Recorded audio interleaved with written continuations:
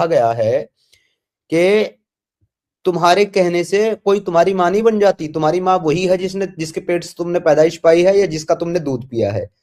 तो फिर भी ये तो माँ है ही नहीं, और ये तुम्हारे मुंह की बातें हैं जिनका अल्लाह से कोई लेना देना नहीं है। सूरह अहज़ाब आयत नंबर 4। उसके बाद भी इनको सारे मोमिनों की मां बना करके चला गया ताकि कोई पीछे से इनके साथ निकाह ना करे, क्योंकि कहते हुए सुन लिया कि भाई मोहम्मद के मरते ही मैं आयशा से शादी कर लूंगा। उसने कहा अच्छा ठीक है, तुम्हारा इलाज मैं करता हूँ। तो ऐसी आयत देख करके चला गया। तो ये बेचारी 66 साल की उम्र तक अकेली बेवा ही रही, और 66 की उम्र में 17 रमजान सन 57 हिजरी को मंगल की शब में विसाल हुआ। खुद ही वसीयत फरमाई थी कि मुझे आम कब्रिस्तान में जहां की और बीवियां दफन की गई हैं दफन किया जाए, हुजूर सल्लल्लाहु अलैहि वसल्लम के करीब हुजरा शरीफा में दफन न किया जाए। चुनाचे बकी में दफन की गई। अरब में यह मशहूर था कि सव्वाल के महीने में निकाह नामुबारक होता है, और हजरत आयशा रज़ियल्लाहु तआला फरमाती है कि मेरा निकाह भी शव्वाल में हुआ, रुखसती भी शव्वाल में हुई। हुजूर सल्लल्लाहु अलैहि वसल्लम की बीवियों में कौन सी मुझसे ज्यादा नसीबवार और हुजूर सल्लल्लाहु अलैहि वसल्लम की महबूबा थी? भाई इसको नसीबवार कौन कह सकता है, ये बताइए, जिसकी बचपने में शादी हो गई हो और 18 साल की उम्र में बेवा हो गई हो और 66 साल की उम्र तक जिंदगी उसने अकेले गुजारी हो। अगर इसको नसीब वाली कहा जाता है तो बदनसीब की डेफिनेशन क्या होती है आजाद जी? बदनसीब किसको कहा जाएगा फिर?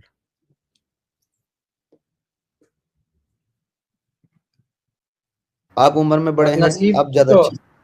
जी, बदनसीब तो उसको कहा जाएगा जिसकी शादी हो गई और संसार से लग गई, बाद में अगर बेवा हो गई तो फिर दूसरे से फिर उसकी शादी हो गई, फिर संसार से लग गई, उसको बदनसीब कहा जाएगा। ये तो खुश नसीब थे कि इनकी एक से शादी हुई और बाद में बेवा भी, तो किसी से शादी नहीं हुई। जिसको भी कोई मसला दरपेश आता तो साहबी इनके पास पहुंच जाते थे मसले का हल तलाश करने। इससे ज्यादा खुश नबी और क्या होगा। अच्छा, उस उन मसलों में एक मसला ये भी होता था कि गुस्ले जनाबत किस तरीके से किया जाए? कुछ भी मसला, गुसल का मसला हो, मनी के साफ करने का मसला हो, एक आदमी आया, एक मेहमान आया, उनके घर ठहरा। अबे मेहमान आया तो उनके घर क्यों ठहर रहा है भाई? एक बेवा के घर क्यों ठहर रहा है? अच्छा ठहरा तो ठहरा, सुबह में वो कपड़े साथ धो रहा है, बांदी पूछ रहे क्यों धो रहे हैं, तो बोल रहा है कि कपड़ों में मनी लग गया। तो फिर आयशा फरमाई नहीं नहीं, मैं तो नाखून से खिकोड़ देती थी। हदीसों में है ये वाकया। तो भाई खुशनसीबी इससे बढ़कर और क्या होगी उनके अकॉर्डिंग टू आयशा। कितनी बड़ी खुशकिस्मती है इनकी। और उनके बाद कोई मुफ्ती, कोई अलीमा इतनी फेमस नहीं हुई जितनी आयशा हुई। कि कोई कोई भी मसला लाओ, कितना भी अंदर का मसला लाओ, बेडरूम का लाओ, बाथरूम का लाओ, वो मसले का हल पूछने के लिए आदमी उनके पास पहुंच रहे हैं। अगर किसी और से निकाह नहीं होता फैसिलिटीज तो खत्म। आजाद साहब, ये जी तो एक गुस्ताखी है कि आप सफवान को छुपा गए। नहीं नहीं, सफान ने कुछ नहीं किया, बेचारे ने हार गुम हो गया था, हार ढूंढने में मदद किया। फिर वो हार मिल गया तो मोतिया पुराने लग गया, धागा पुराया मोतियों में और फिर जगह पर लाकर छोड़ा। उसका तो शुक्रगुजार होना चाहिए सर। उसकी उम्र भी ज्यादा बता दी है कि वो बूढ़ा भी था।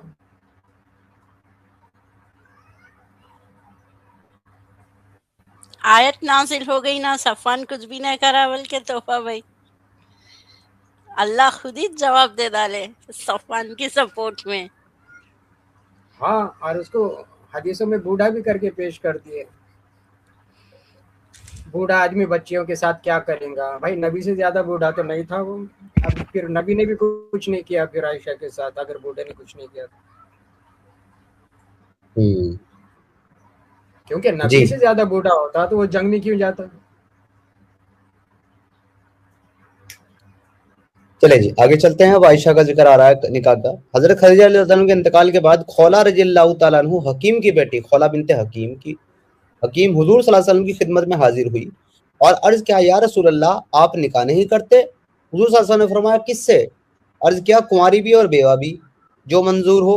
अब उसने ये नहीं कहा था कि दोनों से कर ले, उसने कहा था भाई दोनों में से चुन ले। हुजूर सल्लल्लाहु अलैहि वसल्लम ने दरियाफ्त फरमाया तो अर्ज किया कि कुंवारी तो आपके सबसे ज्यादा दोस्त अबू बकर रज़ियल्लाहु तआला अन्हु की लड़की आयशा रज़ियल्लाहु तआला अन्हा है और बेवा जो है सौदा बिनते जमा है। हुजूर सल्लल्लाहु अलैहि वसल्लम ने फरमाया कि अच्छा तज़किरा करके देखो, यानी बात करके देखो। वह वहां से हजरत अबू बकर रज़ियल्लाहु तआला अन्हु के घर आई और हजरत आयशा रज़ियल्लाहु तआला अन्हा की वालिदा उम्मे रोमान रज़ियल्लाहु तआला अन्हा से अर्ज किया कि मैं एक बड़ी खैर व बरकत लेकर के आई हूँ, और दरियाफ्त करने पर कहा कि हुजूर सल्लल्लाहु अलैहि वसल्लम ने मुझे आयशा रज़ियल्लाहु तआला अन्हा से मंगनी करने के लिए भेजा है। उम्मे रोमान रज़ियल्लाहु तआला ने कहा वह तो उनकी भतीजी है। आय हाय हाय हाय, क्या है जी वो कि भतीजी है, उससे कैसे निकाह हो सकता है। अच्छा अबू बकर को आने दो।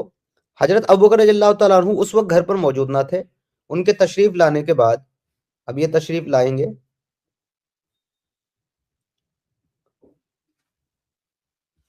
उनसे यही जिक्र किया गया। उन्होंने भी यही जवाब दिया कि वह तो हुजूर सल्लल्लाहु अलैहि वसल्लम की भतीजी है, हुजूर सल्लल्लाहु अलैहि वसल्लम से कैसे निकाह हो सकता है। खुला रज़ियल्लाहु तआला ने जाकर हुजूर सल्लल्लाहु अलैहि वसल्लम से अर्ज किया। हुजूर सल्लल्लाहु अलैहि वसल्लम ने इरशाद फरमाया कि वो मेरे इस्लामी भाई हैं, उनकी लड़की से मेरा निकाह जायज है। खुला रज़ियल्लाहु तआला वापस आई और हजरत अबू बकर रज़ियल्लाहु तआला को जवाब सुनाया। वहां क्या देर थी, कहा बुला लाओ। हुजूर सल्लल्लाहु अलैहि वसल्लम तशरीफ ले गए और निकाह हो गया। हिजरत के बाद चंद महीने गुजर जाने पर हजरत अबू बकर सिद्दीक रज़ियल्लाहु तआला ने दरियाफ्त किया कि आप अपनी बीवी आयशा को क्यों नहीं बुला लेते। हुजूर सल्लल्लाहु अलैहि वसल्लम ने सामान मुहैया न होने का उज्र फरमाया।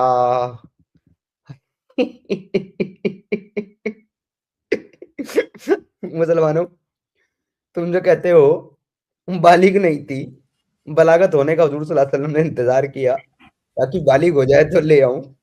भाई बालिग होने का इंतजार नहीं कर रहा था वो आदमी, वो ये कह रहा था मेरे पास मेहर ही नहीं है, मेरे पास सामान नहीं है, कैसे लेकर के आऊं। हजरत अबू बकर सिद्दीक रज़ियल्लाहु तआला ने नजराना पेश किया। अच्छा, यहाँ पर हजरत अबू बकर सिद्दीक ने लिखा है, दूसरी जगह पर लिखा हुआ है एक रिवायत में आता है कि अली ने दिया। लेकिन अब आप देखो कि खुद अबू बकर जो है वो इनको मेहर के पैसे दे रहा है नबी को कि ले भाई, लेकिन इसे ले जा, ये ले ले, इसी को दे दे और इसी से ले जा। मतलब बाप से ही बेटी का मेहर ले रहा है। आपने देखा है आज तक ऐसा कोई शौहर जो निकाह करे किसी लड़की से और उसकी मेहर का पैसा जो है उसका, क्या बोलूं मैं बहुत बोलना तो बहुत सीधा वर्ड औकात चाहता नहीं थी, औकात बोल दो। हूं, बोलना तो मैं वही गंदा वर्ड चाहता हूं जिससे मेहर जायज होता है। सुराख जो है जायज करने का जो पैसा है, सुराख जायज करने की जो कीमत है, वो अपनी बेटी का सुराग जायज करवाने के लिए ये अबू बकर ही उसको पैसे दे रहा है कि ले जा, जिससे तैयारी हुई हो। सन 1 हिजरी में या 2 हिजरी में चाश्त के वक्त, चाश्त का वक्त होता है सुबह का 10 बजे का समथिंग, सुबह फजर की नमाज होती है, उसके बाद इशराक की नमाज होती है। इशराक की नमाज के बाद जो है वो चाश्त की नमाज पढ़ी जाती है 9-10 बजे के आसपास। तो उस वक्त हजरत अबू बकर सिद्दीक रज़ियल्लाहु तआला अन्हु के दौलत कदे पर बिना यानी कि रुखसती हुई। क्या क्या कहना चाहोगे आप लोग? मैं तो बहुत कुछ कहना चाहता हूं, मैं पर क्या कहूं अभी। आप लोगों में से किसी को कुछ कहना है तो कह डालो, फिर आगे बढ़ते हैं। अच्छा समीर भाई, इस पे आप जो टॉपिक है थोड़ा हटके है, एक बात कर सकता हूँ अगर इजाजत हो, अगर टॉपिक आपका ड्रिल नहीं हो फिर इसको यहीं से शुरू कर लीजिएगा।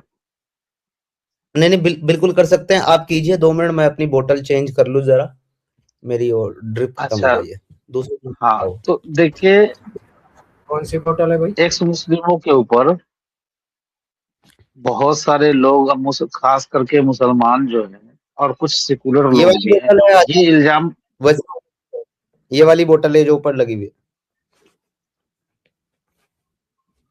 जी, तो मैं जी ये बात कहना चाह रहा था समीर भाई आप लोगों को और अपने व्यूअर्स से कि देखिए, हम लोगों पे यानी कि एक्स मुस्लिमों पे ये अक्सर लोग इल्जाम लगाते रहे हैं शुरू से और अभी भी लगाते हैं, और उसमें मुसलमान तो लगाते ही हैं, तो उससे तो हमें कोई ये नहीं है कि भाई वो लगाते हैं, समझ में आता है। लेकिन बहुत सारे सेकुलर लोग भी हैं जो वो इल्जाम लगाते हैं कि एक्स मुस्लिम नफरत फैलाते हैं, यानी कि हम ऑथेंटिक बातें और इस लाइव स्ट्रीम में यहाँ सामने रख करके आपको बताते हैं। हम इससे नफरत, हमारा मकसद ये नहीं है कि नफरत फैलाना या हिंसा फैलाना। हम हिंसा से बिल्कुल उसकी आलोचना करते हैं और कंडेम करते हैं आलोचना करने वालों को, और अपने व्यूअर से सुनने वालों को यही अपील करते रहते हैं हम लोग बार बार। हर एक मुस्लिम लगभग यही अपील करते हैं कि भाई हम लोग देखिए टेक्स्ट के ऊपर बातें करते हैं। हमारी जो कुछ भी एतराज है इस्लाम से है। किसी भी कम्युनिटी से या किसी मुसलमान भाई से हमारी कोई दुश्मनी नहीं है। हालांकि मैं एक ये जिक्र करना चाह रहा था समीर भाई, क्योंकि आज कल एक बड़ा मामला हुआ है बिहार के अंदर में, अररिया में। शायद आप लोगों ने न्यूज देखा होगा। तो ये मामला ये ऐसा हो गया कि एक ड्राइवर था हसन अली नाम का, हसन अली या हसन मोहम्मद नाम। तो वो सत्तू पीने के लिए एक दुकान पे रुकता है। वो सत्तू बेचने वाला एक हिंदू शख्स थे, उनका नाम था दिनेश चौहान या अमित चौहान, ऐसे ही कुछ नाम है, ध्यान नहीं आ रहा मुझे भी। तो रोड के किनारे ठेली लगा के सत्तू बेच रहे थे। तो अब वो दोनों मतलब वहां पे बातें करते करते अब इस तरह की बातें हो गई कि उन दोनों में बहस हो गई। पहले तो हंसी मजाक हुई, हंसी मजाक के दौरान ये धर्म और मजहब के ऊपर ही बातें होने लग गई। अब कुछ ऐसी बातें कर दिया कि हाथापाई पे बात आ गई। तो हाथापाई पे बात आई तो यहाँ से उसने अपने ठेला के नीचे वो जो अमित चौहान थे जो सत्तू बेच रहे थे, उन्होंने अपनी चाकू बड़ी सी निकाली और कई वार कर दिया उसके ऊपर, और उस पूरा सर को है ना धड़ से अलग कर दिया। बड़ा दुखद मामला है। देखिए हम इसीलिए पहले ही किसी भी हिंसा को हम लोग कंडेम करते हैं। कुछ भी कोई भी हिंसा हो गलत है। तो ये मामला हुआ है, कल की बात है, ये न्यूज में अभी आप लोगों ने कई लोगों ने देखा भी होगा। फिर उसके बाद वो जो दिनेश चौहान थे उनको वहां पर लोगों ने, हालांकि वहां पे मुसलमान का एरिया था, तो वो पकड़ करके उसकी भी लिंचिंग कर दी। उसको भी इतना पीटा कि वो भी बंदा हॉस्पिटल जाते जाते हॉस्पिटल में उसको मृत घोषित कर दिया गया। तो ये मामला लेकर के यहाँ बड़ा मामला गर्मा गया हुआ है। अररिया जिला पड़ता है बिहार में यहाँ पर। तो ये चीज है। देखिए हम लोगों का मकसद है कि इस्लाम से हमारी लड़ाई है, या जो भी एतराजात है इस्लाम से है। किसी इंसान से, अपने देशवासियों से, या कोई भी धर्म किसी भी कम्युनिटी से जुड़ा हो, उससे हमारी नहीं है। हालांकि देखिए कई लोग जोड़ रहे हैं इस बातों से चर्चा में, लेकिन ये चीज गलत है। तो ये हालांकि आपके टॉपिक से हटके बात थी और ये लेटेस्ट न्यूज भी थी, ऐसा हुआ है। तो मैं चाहता था कि ये बात थोड़ी रख दूं, और बहुत सारे लोगों ने न्यूज देखा भी होगा, ऐसी बात नहीं है। तो ये बात थी। अगर आप चाहें जी। तो इसको आप कंटिन्यू कर सकते हैं आगे, या अगर इसमें कुछ ऐड करना चाहते हैं तो कर सकते हैं। नहीं, मैंने भी बहुत थोड़ी सी खबर देखी है, टाइट और थंबनेल वगैरह देखे मैंने कुछ न्यूज के ना, वो सत्तू वाले टॉपिक पे, तो मुझे पता नहीं उस टॉपिक के बारे में ज्यादा। आपने बताया तो मैं रिलेट कर पाया कि ये वही शायद मामला है जो आप बता रहे हैं। चलें आगे बढ़ते हैं और खत्म करते हैं। ओके जी। तो ये 3 निकाह हुजूर सल्लल्लाहु अलैहि वसल्लम के हिजरत से पहले हुए। इसके बाद जितने निकाह हुए वह हिजरत के बाद हुए। हजरत आयशा रज़ियल्लाहु तआला अन्हु के बाद हजरत उमर रज़ियल्लाहु तआला अन्हु की साहबजादी हजरत हफ्सा रज़ियल्लाहु तआला अन्हु से निकाह हुआ। हजरत हफ्सा नबूवत से 5 वर्ष कबल पहले मक्का में पैदा हुई। यानी कि जब मोहम्मद साहब को 40 साल की उम्र में नबूवत मिली, तो 35 साल के जब मोहम्मद साहब थे तब ये पैदा हुई थी। और जहां तक आयशा की बात है, तो आयशा जो है वो नबूवत के मिलने के बाद पैदा हुई है 5 साल। तो तब हुजूर की उम्र जो है 45 साल थी, और 6 साल की उम्र में जब हुजूर की उम्र 51 साल थी तब उनसे निकाह हो गया था। लेकिन हजरत हफ्सा नबूवत से 5 वर्ष कबल मक्का में पैदा हुई। पहला निकाह मक्का में ही खुनैस बिन हुजाफा रज़ियल्लाहु तआला अन्हु से हुआ। वह भी पुराने मुसलमान हैं, जिन्होंने अव्वल हबशा की हिजरत की, फिर मदीना तैयबा की हिजरत की, बदर में शरीक हुए, और उसी लड़ाई में या ओहद की लड़ाई में उनके ऐसा जख्म आया जिससे अच्छे ना हुए, और सन 2 हिजरी या 3 हिजरी में इंतकाल फरमा दिया। यानी कि जब हिजरत हो गई मक्का से 13 साल के बाद और मदीना में आ गए, तो मदीना में दूसरे या तीसरे साल में इनका इंतकाल हो गया। हजरत हफ्सा रज़ियल्लाहु तआला अन्हु भी अपने खाविंद के साथ हिजरत फरमाकर मदीना तैयबा में ही आ गई थी। जब बेवा हो गई तो हजरत उमर रज़ियल्लाहु तआला अन्हु ने अव्वल हजरत अबू बकर सिद्दीक रज़ियल्लाहु तआला से दरख्वास्त की कि मैं हफ्सा रज़ियल्लाहु तआला का निकाह तुमसे करना चाहता हूँ। तो देखो बराबरी का निकाह चल रहा था, क्योंकि हजरत अबू बकर जो है हुजूर के ससुर हैं, और उमर जो है बाद में ससुर बनते हैं। तो ये कहते हैं कि जी मैं अपनी बेटी का शादी जो है अबू बकर सिद्दीक तुमसे करना चाहता हूँ। उन्होंने सुकूत फरमाया, यानी कि वो खामोश हो गए, उन्होंने कोई जवाब नहीं दिया। इसके बाद हुजूर सल्लल्लाहु अलैहि वसल्लम इसके बाद हुजूर हजरत उस्मान रज़ियल्लाहु तआला अन्हु की अहलिया हुजूर सल्लल्लाहु अलैहि वसल्लम की साहबजादी हजरत रुकैया रज़ियल्लाहु तआला का जब इंतकाल हुआ तो हजरत उस्मान रज़ियल्लाहु तआला से जिक्र फरमाया। इसके बाद ये उस्मान के पास गए कि भाई तुम शादी कर लो, क्योंकि उनकी बेटी जो है रुकैया का इंतकाल हो गया, अब तुम भी अकेले हो गए। उन्हें फरमा दिया कि मेरा तो इस वक्त निकाह का कोई इरादा नहीं है। हुजूर सल्लल्लाहु अलैहि वसल्लम से हजरत उमर रज़ियल्लाहु तआला ने इसकी शिकायत की तो हुजूर सल्लल्लाहु अलैहि वसल्लम ने इरशाद फरमाया, मैं हफ्सा रज़ियल्लाहु तआला अन्हु के लिए उस्मान से बेहतर खाविंद बताऊं? वो तो इंतजार ही कर रहा था भाई, तुम इधर उधर। उसने कहा कि उमर को कहा कि कहाँ इधर उधर भटक रहे हो मियाँ, परेशान हो, कभी अबू बकर के पास जाते हो, कभी उस्मान के पास जाते हो, एक बार मुझसे पूछा होता, मुझसे काहे नहीं पूछा? एनीवे चले जी। तो उन्होंने कहा कि मैं हजरत उस्मान से बेहतर जो है तुम्हारे और उस्मान रज़ियल्लाहु तआला अन्हु के लिए हफ्सा रज़ियल्लाहु तआला अन्हु से बेहतर बीवी बताता हूँ। इसके बाद हजरत हफ्सा रज़ियल्लाहु तआला से सन 2 हिजरी या 3 हिजरी में खुद निकाह किया और हजरत उस्मान रज़ियल्लाहु तआला निकाह अपनी साहबजादी हजरत उम्मे कुलसूम रज़ियल्लाहु तआला से कर दिया। कहा कि भाई उस्मान का शादी करने का इरादा नहीं है, उसके बाद भी मैं अपनी बेटी की शादी उम्मे कुलसूम की शादी कर देता हूँ उससे, और तुम हफ्सा के लिए शौहर ढूंढ रहे हो तो मैं उससे बेहतर शौहर तुम्हें बताता हूँ, वो मैं हूं, और खुद जो है 2 या 3 हिजरी में निकाह कर लिया। इसके पहले खाविंद के इंतकाल में मुअर्रिखीन का इख्तिलाफ है कि बदर में जख्म से शहीद हुए या ओहद में। बदर सन 2 हिजरी में और ओहद 3 हिजरी में हुआ है, इसी वजह से इनके निकाह में भी इख्तिलाफ है।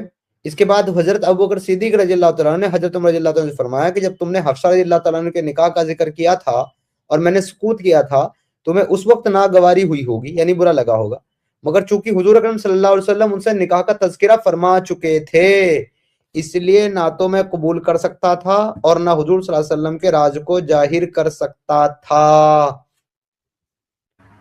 ये जो कहते हैं मतलब लाइन मार रहे थे, लाइन मार रहे थे। आजाद जी, ये जो कहते हैं ना कि हुजूर ने तो जितनी शादियां की है अल्लाह के हुक्म से की हैं, अल्लाह के हुक्म से हुई है, वो साहब वो 3 बीवी होने के बाद भी वो हफ्सा के ऊपर बेवा होते ही नजर गड़ा करके बैठ गए हुजूर सल्लल्लाहु अलैहि वसल्लम, लेकिन जाकर के जिक्र नहीं किया। पर जिक्र किससे किया? अबू बकर से किया कि भाई मैं चाहता हूं इससे हफ्सा से मैं निकाह कर लूं। तो जब उमर ने आकर के अबू बकर से कहा कि भाई तुम निकाह कर लो, तो वो चुप हो गया। उसने उसका कारण, उसका रीजन ये बताया कि मैं चुप इसलिए हो गया था क्योंकि मुझे बता दिया था हुजूर सल्लल्लाहु अलैहि वसल्लम ने कि मैं निकाह करना चाहता हूँ। जब हुजूर निकाह करना चाहते हैं तो भाई मैं निकाह कैसे कर सकता हूँ, और अगर मैं मना करूंगा तो फिर मुझे वजह बतानी पड़ेगी कि मैं क्यों मना कर रहा हूँ। तो उसमें हुजूर सल्लल्लाहु अलैहि वसल्लम का जो राज है वो आश्कार हो जाएगा, लोगों के सामने जाहिर हो जाएगा। तो इसलिए मैं खामोश हो गया था। और जब उमर पहुंचे हुजूर के पास इसकी शिकायत लेकर के जी मैंने उस्मान को कहा निकाह कर लो मेरी बेटी से और वो निकाह करने से मना कर रहा है, तो हुजूर ने कहा कि मुझे इसी पल का तो इंतजार था। वो जैसे ही आया उनको कहा कि तुम्हें उस्मान से, तुम्हारी बेटी के लिए उस्मान से बेहतर दूल्हा ना बता दूं? उसने कहा जी बताओ वो कौन है? कहा कि मैं ही तो हूं। सही बात है, खुद के लिए तैयार कर रहे हैं, उन्हें दूसरे के लिए ढूंढ रहे हैं। मेरे को एक एक्सीडेंट याद आ गया। खैर ये एक मौजज़ा है सर, ये भी एक मौजज़ा है। लोग कहते हैं कि इनके पास कोई मौजज़ा नहीं, ये भी एक मौजज़ा है कि किसी की बीवी को एक ही रात में उन्होंने अम्मा बना दी उसकी, तो दूसरे की बेटी को उसकी अम्मा बना दी।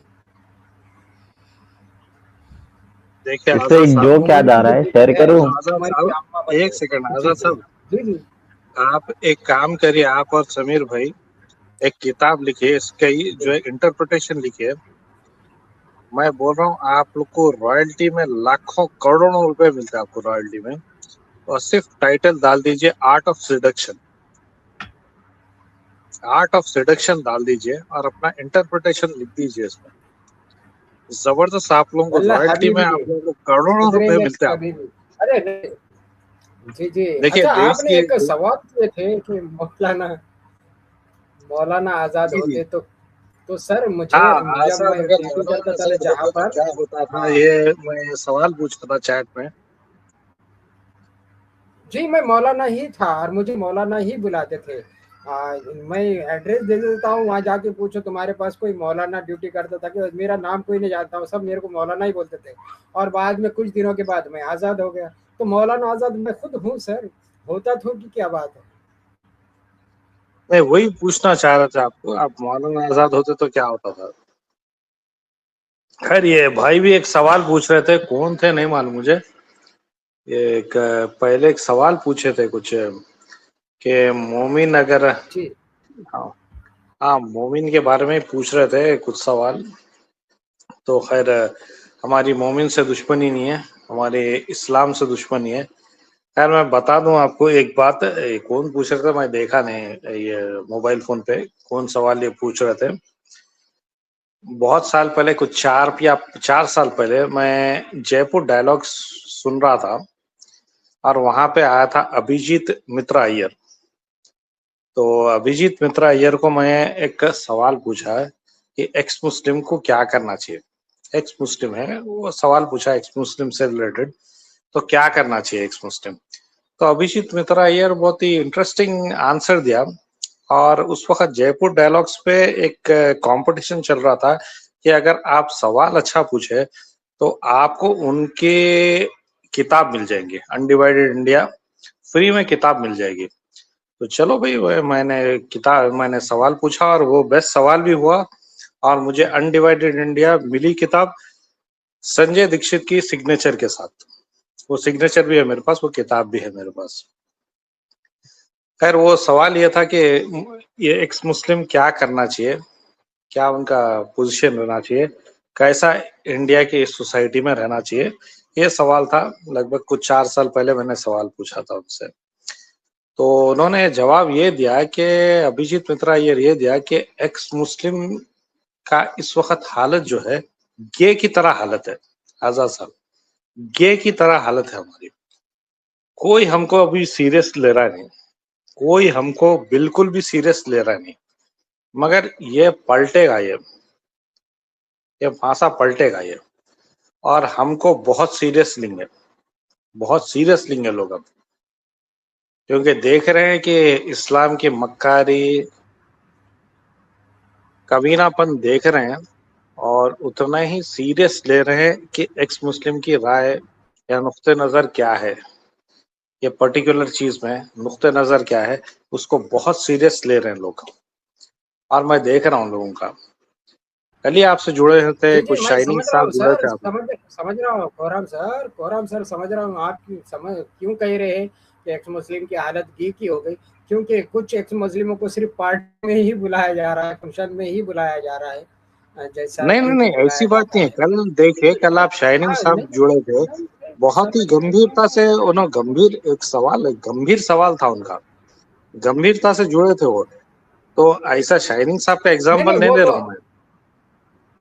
नहीं शाइनिंग साहब का नहीं, मैं कुछ लोगों का दे रहा हूँ कि वो अपनी महफिल की शान बढ़ाने के लिए एक्स मुस्लिम को बुला देते हैं, जैसा कि एक जमाने में बुलाते थे नाचने के लिए गे लोगों को।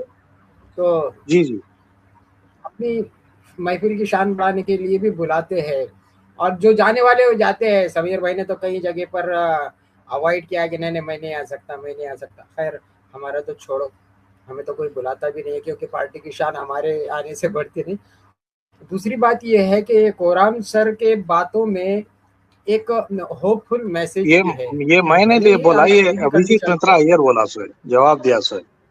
हाँ, आने वाले वक्तों में सर, आने वाले वक्तों में ये चीज खुलकर सामने आएगी कि आज जो गुमनाम अपनी जिंदगी गुजार रहे हैं और गुजार कर चले जाएंगे, लेकिन इनकी मेहनतों से जो चीज सामने आएंगी सर इन फ्यूचर, वो उसके पीछे जो इनकी मेहनत है वो रंग लाएगी। भले इनका नाम कहीं पर नजर नहीं आएगा, इन जिन वो लोगों ने काम की है, लेकिन इनकी मेहनत जरूर रंग लाएंगी सर, चाहे किसी ने भी कहा हो।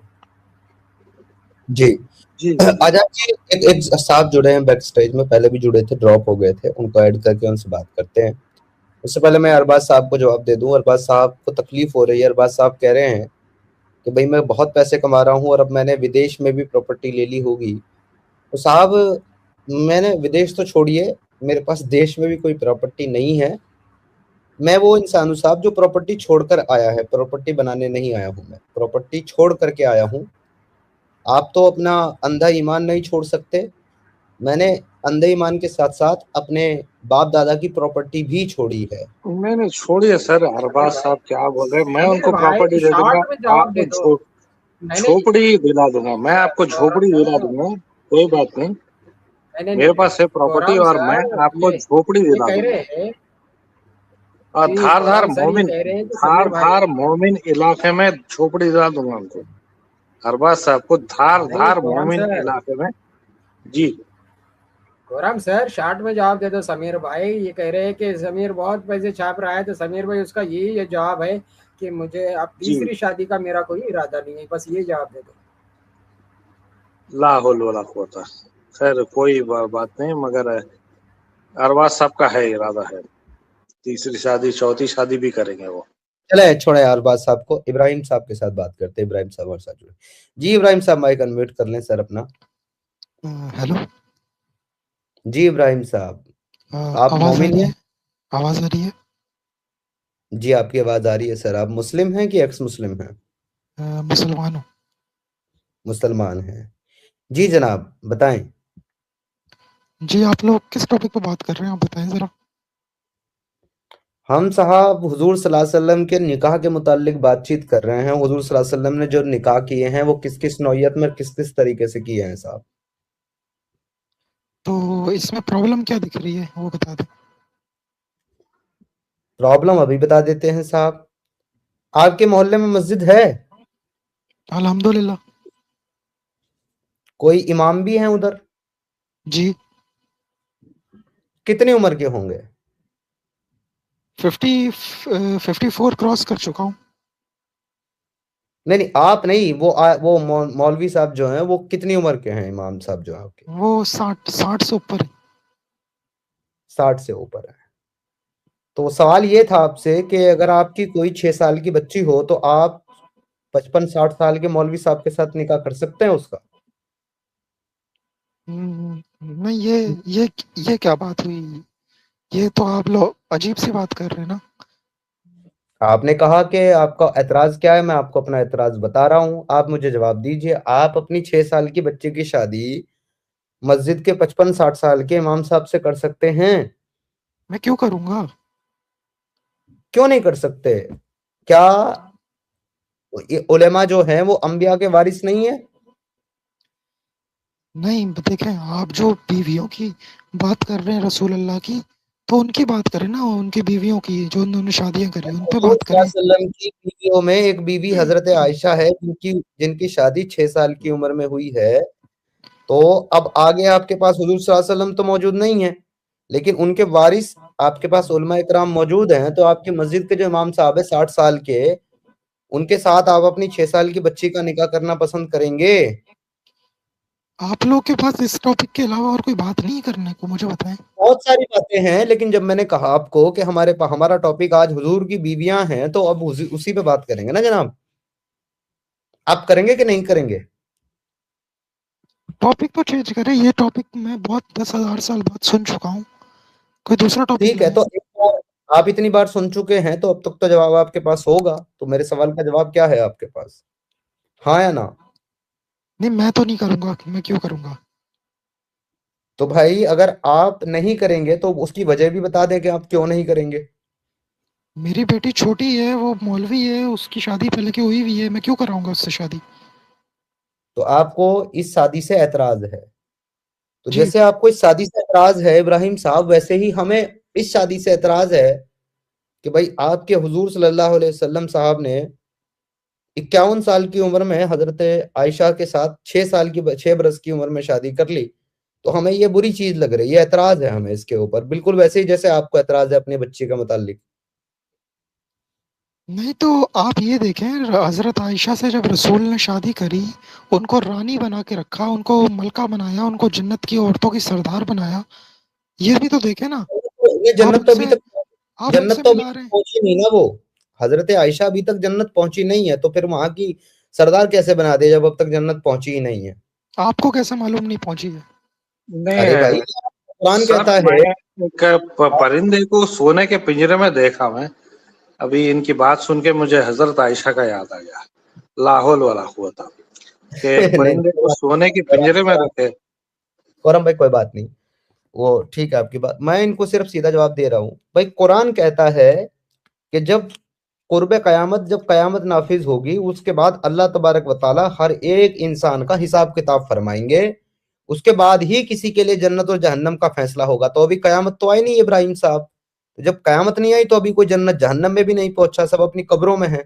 तो आप ये दावा कैसे कर रहे हैं कि उनको जन्नत की सरदारनी बना तो दिया, जबकि सर आप ये भी देखें, जब आलम बरज़ख होगा, कयामत होगी, तो फिर जब सब उठाए जाएंगे तो फिर तो जन्नत होगी ना। है ना इब्राहिम साहब, होगा तो फ्यूचर की बात हो गई। हम बात कर रहे हैं माजी की, ना प्रेजेंट की कर रहे हैं ना फ्यूचर की, हम बात माजी की कर रहे हैं। माजी में आपके रसूलुल्लाह ने उनको क्या बनाया? उनको रानी बनाया, रानी बना के रखा। कैसे रानी बनाया? उसके घर में तो खाने तक को मैसर नहीं था। हुजूर सल्लल्लाहु अलैहि वसल्लम पेट पे पत्थर बांध करके गुजारा करते थे, कहाँ से रानी बनाया? अरे मेरे भाई, आप लोग को कुछ पता नहीं है, वो रसूल अल्लाह जो है पेट पे पत्थर इसलिए बांधते थे ताकि मेरी उम्मतियों को ये एहसास हो कि तुम जब भूखे होते हो तो मुझे देखो, मुझे देख के तुम्हारी भूख जो है खत्म हो जाएगी बिल्कुल। एक करने के लिए बांधा। तो हम कैसे देखें हुजूर सल्लल्लाहु अलैहि वसल्लम को? दिखाई नहीं दे रहे, ना पेट दिखाई दे रहा, ना पत्थर दिखाई दे रहे, कहाँ से देखें? अभी आप जो इतना बोल रहे हैं, ये बातें ही है ना, ये बातें ही हमें सुनाई देंगी, हम देखेंगे इन बातों को। ये मेरा एक मासूमाना सवाल है, मतलब हुजूर जो है बिरयानी खा के पेट पे पत्थर बांध देते हैं, ये बोलना चाह रहे हैं क्या आप? सर ये देखिए, गुस्ताखी ना करें आप। एक बंदे मैं से पूछ रहा हूँ सर, बहुत मासूमाना सवाल है। अरे मेरा मासूमाना सवाल है साहब, सर तन से जुदा कर देना आप मेरा। सर अगर बिरयानी खाना, इब्राहिम भाई अगर बिरयानी खाना गुस्ताखी है तो मैं तो कहूंगा दुनिया का हर मुसलमान गुस्ताख है। ये क्या मजाक बात कर रहे हैं? उन्होंने क्या गलत कहा? हैदराबादी गुस्ताख हो जाएगा सर। मैं इस बात पे आपसे बहुत खफा हूँ सर। आप हैदराबादी की शान को आप रास्ते पे ला दिया सर। यहाँ पे हर मुसलमान खाता है।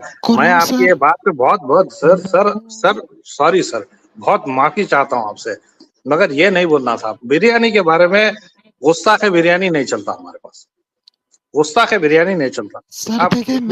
आप मुझे गाली दे दीजिए। सर इब्राहिम भाई, मैं मजाक नहीं कर रहा हूँ सर, मैं बहुत संजीदा बात कर रहा हूँ। मैं बहुत संजीदा, आपको ऐसा दिख रहा है कि मैं मजाक कर रहा हूँ? आप बिरयानी पे मजाक कर दिए सर। आप बिरयानी पे, एक हैदराबादी के सामने आप बिरयानी पे मजाक कर दिए।